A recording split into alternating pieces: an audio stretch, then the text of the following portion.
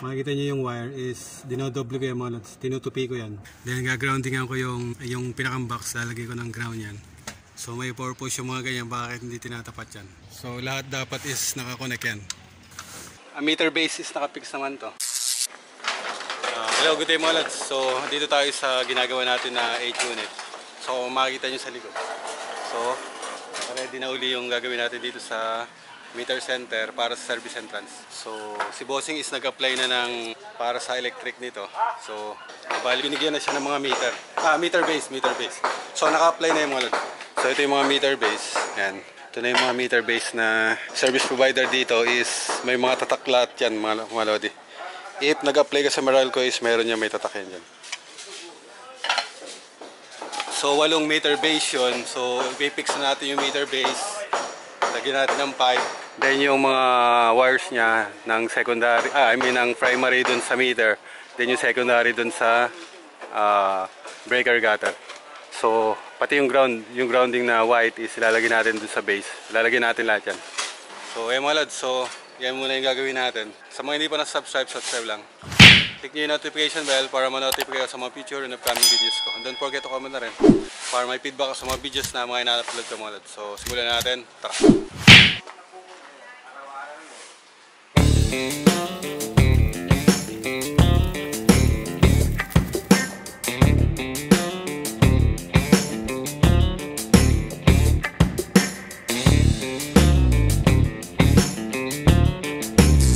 So ayan na mga lods yung kinabit natin na meter base. Then yun yung naka-prepare natin dati. Yung sa wire gutter na yan. So before is naka-prepare na yung mga wire niya mga lods. So ngayon is binababa na lang natin yung mga wire dun sa kada isang meter base. Then sa baba niyan is yung, kung nakita nyo naman yung sa video natin before mga lods, yan. So kung makikita nyo dyan yung mga breaker mga lods, yan. So yung piping natin simula dyan sa taas hanggang dito sa pipe na yan, sa mga pipe, kung makikita nyo is hindi nakatapat sa ano yan mga lods. Ayan, madilim.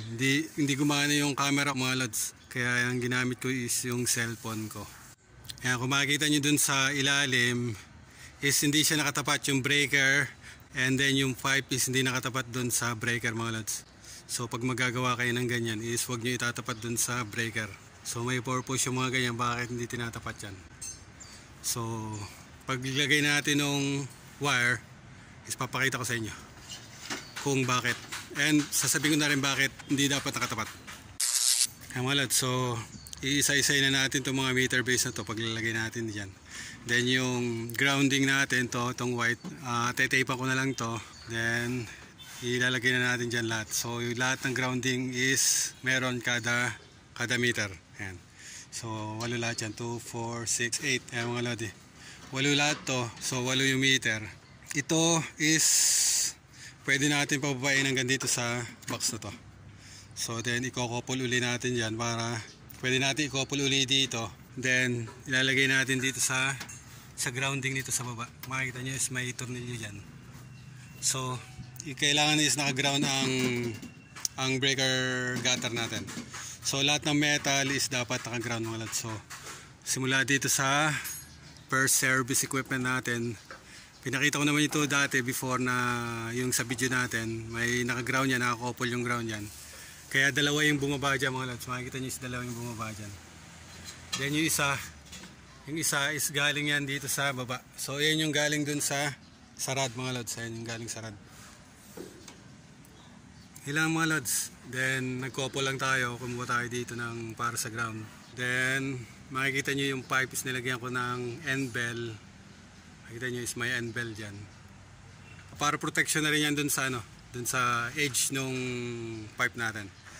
Ay mga lodi, malito tuloy ko lang to. Then kakabit ko na yung mga grounding nito.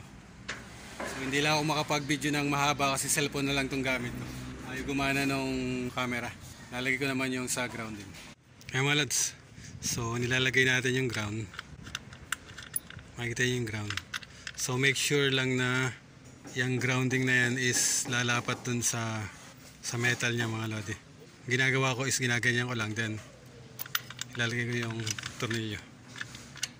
Make sure lang na mga nakalapat yung grounding na yan mga lods. So yan din ang protection yan. So lahat dapat is nakakonect yan. So from dito sa base na to, lahat yan, eto yung mga lods. So dito yung nakakonect.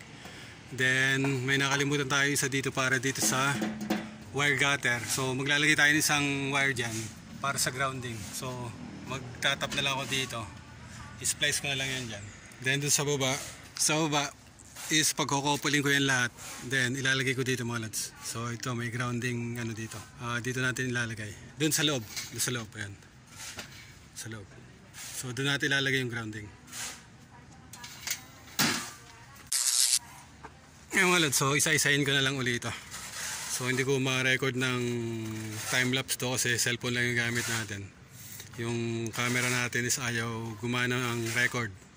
So ito check ko pa bakit. So dito is okay na to mga lods. So lagyan lang natin ng space yung dalawang line na yan. Makikita nyo is may space yung dalawang line. Then yung grounding sa baba. Ayan. So pwede tayong kumuha ng isang wire dito sa loob nito mga lods. Dito sa may nakakopol tayo na ano dyan, may pinagbandingan tayo dito, hindi ko na binuksan. So doon sa video na yon, so may pinagbandingan tayo ng ground. Pwede tayo magbaba, pwede tayo mag-ibaba na isa dyan, then maglalagay tayo dito ng para sa bus bar ng ground. So pwede yun, kung meron tayong bus bar ng ground is mas maganda. Then iyon yung ilalagay natin sa mga service equipment natin. So grounding ng service equipment is pwede tayo maglagay ng bus bar, then doon tayo maglalagay ng ground ng service equipment. Then yung grounding bus bar na yon, kung meron dito maglalagay tayo ng grounding bus bar, pwede natin ikabit yung itong white na tumalad. Merong white dyan to. So paano mga lods, tutuloy ko na lang uli yan. Ay mga lodi, so hindi pala naka-record yung cellphone ko. So ilagay na natin na ito lang ang ayaw sa cellphone. So dumidilim yung paligid. So nilagay natin yung sa grounding mga lods. Yan. So mga nakalagay na yan, galing dito sa wire gutter natin. So kung makikita nyo, meron naka-couple na wire dyan na white, is yun yung galing ng per service entrance natin. Ayan ito, per service entrance na nag-couple dito para sa lahat ng meter base. So sa lahat ng meter base is dyan na yan mga lods. Then ibababa ko pa lahat yan dito sa breaker gutter mga lods. Sa breaker gutter is may isang wire dyan na galing dun sa dito sa taas. So yan yung galing dun sa mga unit mga lods. So yan is may nakababang ground dyan papunta dito. So i-couple ko sila lahat dyan mga lods. So mayroon tayong isang solderless na connector dyan para i-couple natin lahat to. Then yung isa is ilalagay natin dito sa grounding nito. So paano mga lods, merienda muna kami. Ay merienda, so lunch na pala, lunch na, o 12 na. So kain muna kami mga lodi. So mamaya na lang ulit.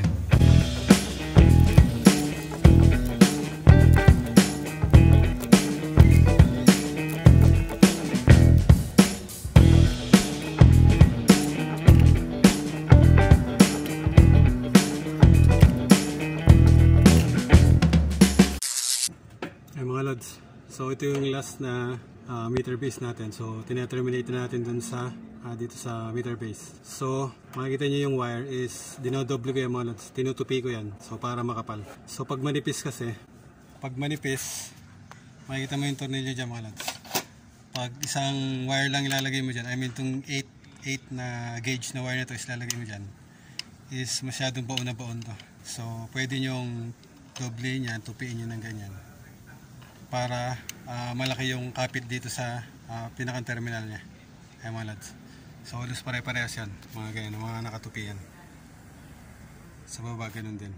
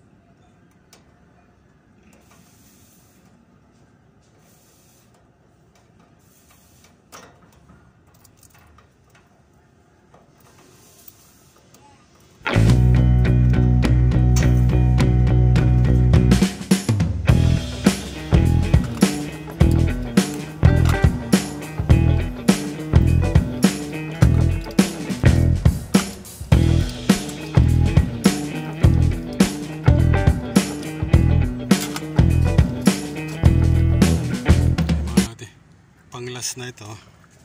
Yung iba is okay na yan. So ito na lang yung last.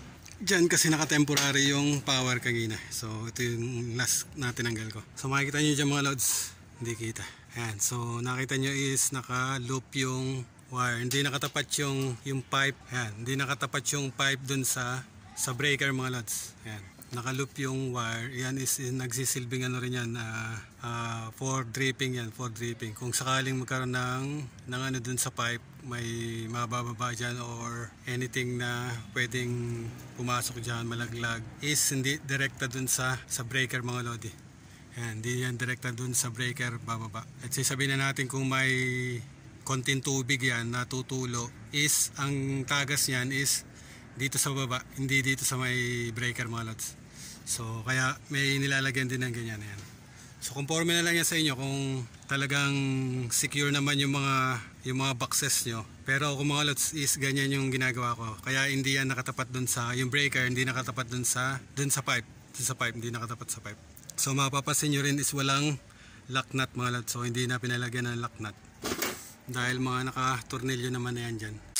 Then after nito is lalagyan ng sealant to lahat. So lalagyan ko ng sealant lahat yan. Lahat ng butas, pati na doon sa taas na yan. Lalagyan ng sealant. So yan mga lads. So last na to, itong isa na to, itong ginagawa ko na to. Then para dito sa breaker nito. So yung grounding is i-couple ko pa yan. Then gagroundingan ko yung pinakang box. Lalagyan ko ng ground yan. Pati dito sa taas. So lalagyan pa natin yan. So tapusin na muna natin ito mga lads. So sa taas is yan lang. So may dalawang main line na nandyan yan mga lodi. Dalawang main line yan. So nakakouple lang yan. Makita nyo is meron dyang ayan, yung pinakang splicing nya. So naka solderless connector yan. So every isa nito is may 4 na wire. So 4 na meter base ang dala nyan. So mga lods, bali kung ang ginamit nyo na line 1 is itong taas, then ito yung line 2 yung sa baba or neutral nyo. Dito sa meter base is kailangan pare-parehas din yung mga loads. Kung line 1 is ito yung ginamit nyo, kailangan puro dyan yung line 1 mga load. Lahat. Then yung line 2 is the side na yon. Then sa load side is kung ang line 1 na galing dito sa box is ito, kailangan sa breaker is ito rin yung line 1 nyo. So pag pare-parehasin nyo na rin mga loads. So line 1 yan, line 1 yan, line 1 yan. Then line 1 lahat ng meter base. So iyon yung ginamit din natin na line 1 dito sa mga breakers mga loads. So makikita nyo is may mga tanda yung line 1 yan. Makikita nyo may red sa load side yan. Sa load side is may marking yan, papunta yan dun sa loob ng unit. Yan yung line 1 mga loads. So kung ginawa kong line 1 yung sa taas na yon, ang sa may wire gutter, yung sa taas nun is line 1, dito is dun ko rin pinabagsakan yung line 1 na yan mga loads. Dito is dun ko rin pinabagsakan yung line 1 yan. So halos line 1 yan is pare-pareha siya mga loads. Mga loads, maging practice sa atin yung mga ganong bagay na gawain na natin yun, na kung ano yung ginamit natin na line 1 para dun sa side na yon, is pag pare-parehasin natin yung mga load. Pinaka-reference natin yun, yung sinusunod natin, yun yung code na sinusunod natin. So kung line 1 is pag pare-parehasin natin na line 1 yun. Then kung line 2 or neutral is pag parehasin natin yung mga load. So nalagyan na natin yung mga ground natin, then na-fix na natin yung wire yan. So okay na yan. Yan mga load, nalagyan na natin ng seal yung mga pinagpasukan ng pipe. So hindi tayo naglagay ng lock nut. Sa loob niyan is walang mga lock nut yan mga load. So nakapix naman yan. A meter base is nakapix naman to. So lahat yan is nakapix. So kaya hindi na tayo naglagay dito. So hindi na rin pinalagyan ni bossing. Ito is tutok-tutok lang yan. Yung mga joint dito sa box is nilagyan natin ng sealant. Makita nyo is may sealant yan. So kahit dito sa baba is may sealant yan. Ay mga load, may mga sealant yan pati sa ilalim yan. So pati dito sa may meter base. Sa may meter base is nilagyan din natin to. May mga sealant yan. Ay mga load, yan yung tapos na. So naglagay tayo ng grounding para sa sa service equipment yan. So naka-ground yan. Then lahat na meter base is naka-ground. Then pati itong per service equipment is naka-ground din to lots. Mali nilagyan din natin ng ano yan, ng sealant. Makikita nyo may sealant yan dyan. And pati dun sa ilalim, sa taas. Ay mga lodi, tapos na muna tayo ngayon. Dito ko na rin tatapusin yung video mga lods. So uwi na. Sinarado na rin natin yung mga equipment dito. So okay na yung mga punch list natin is okay na rin. So paano mga lods, sa mga hindi pa nakasubscribe, subscribe lang. Click nyo yung notification bell para ma-notify kayo sa mga video and upcoming videos ko. Don't forget to comment na rin para may feedback sa mga videos na mga ina-upload ko mga lods. So thanks for watching. Peace out.